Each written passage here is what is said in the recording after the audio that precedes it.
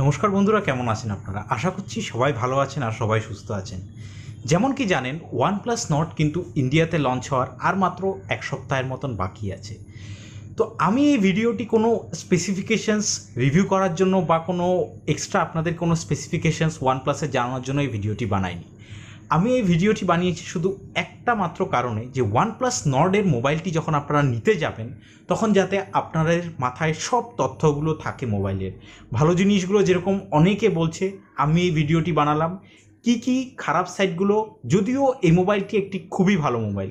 আমি এটা ভিডিওটার প্রথমেই বলে নিচ্ছি যে আমি একদমই মোবাইলটার কোনো ক্রিটিসিজম করছি না বা মোবাইলটিকে খারাপ বলছি না। আমি জাস্ট এটা চাই যে আপনি দুটো সাইডটাই জানুন, মোবাইলটার মধ্যে কী কী ভালো জিনিস আছে, কী কী খারাপ জিনিস আছে, যাতে আপনাদের পরে গিয়ে প্রবলেম না হয় যে না আমার কাছে এই অপশনটা ছিল, আমি এটা নিলাম না কেন, আমি হয়তো এইটাও নিতে পারতাম। যাতে এই কনফিউশনটা না হয় তার জন্য এই ভিডিওটা বানানো। তো প্লিজ আপনি লাস্ট পর্যন্ত দেখবেন। তো বন্ধুরা, OnePlus Nord-এর মোবাইলটার মধ্যে প্রচুর ভালো ভালো জিনিস আছে। একটি 6.44 ইঞ্চের OLED ডিসপ্লে, যেটির মধ্যে কিনা আবার 90 হার্টসের রিফ্রেশ রেট। তো আমরা আজকাল এরকম জিনিস দেখতেই পারি না।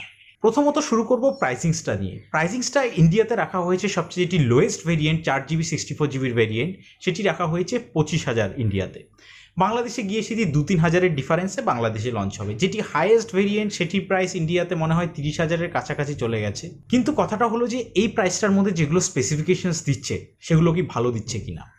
প্রথম কথা যেটি আমার পার্সোনালি খারাপ লেগেছে সেটি হলো এটির চিপসেটটা হলো এটির স্ন্যাপড্রাগনের 765G চিপসেট।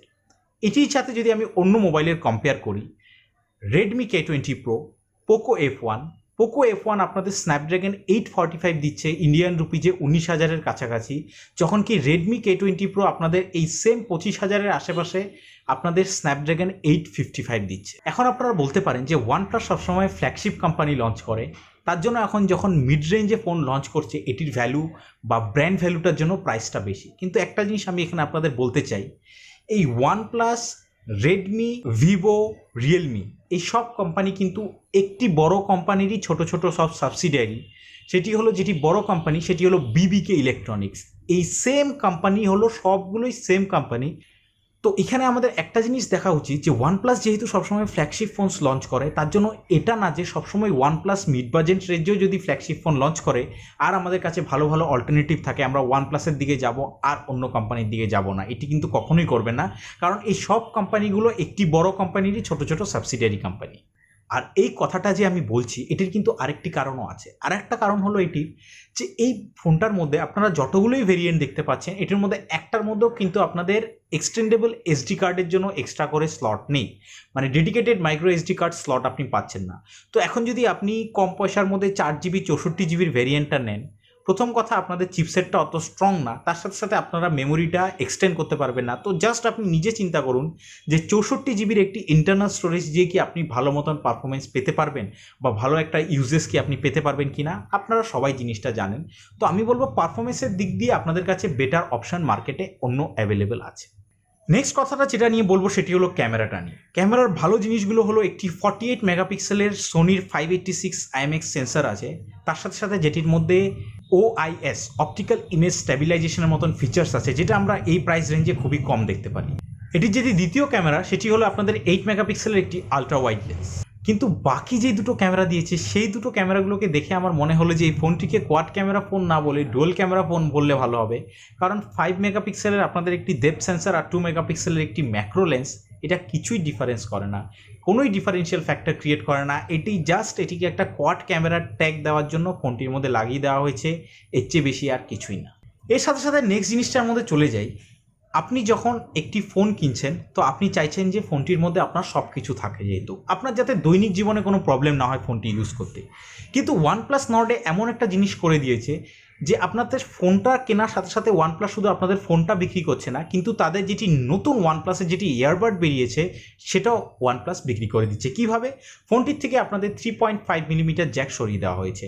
এখন আমরা সবাই জানি যে আমেরিকা, জার্মানি, ফ্রান্স, ব্রিটেন এসবের মানুষরা আপনাদের হেডফোন ইউজ না করতে পারে বা কম ইউজ করতে পারে, তারা ইয়ারপড বেশি ইউজ করে। কিন্তু আমরা ইন্ডিয়া, বাংলাদেশ এইসব দেশের মানুষরা আমরা এখনও হেডফোনটা খুবই ইউজ করি।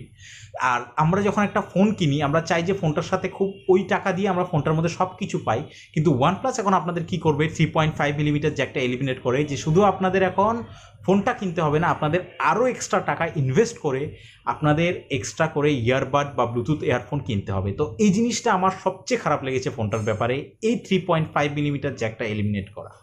নেক্সট কথা যেটি লাস্টলি আমি শেষ করবো সেটি হলো ফোনটির প্রাইসিংস নিয়ে। ইন্ডিয়াতে যেটি ফোনটি 25,000-এর আশেপাশে যেটি সবচেয়ে লোয়েস্ট ভেরিয়েন্টটা লঞ্চ হয়েছে, আমাকে যদি আপনি জিজ্ঞেস করেন আমি বলবো যে সেটির কারেক্ট প্রাইস হলো 20,000 থেকে 21,000 ম্যাক্স। এর চেয়েও কমে ওয়ানপ্লাস লঞ্চ করতে পারতো।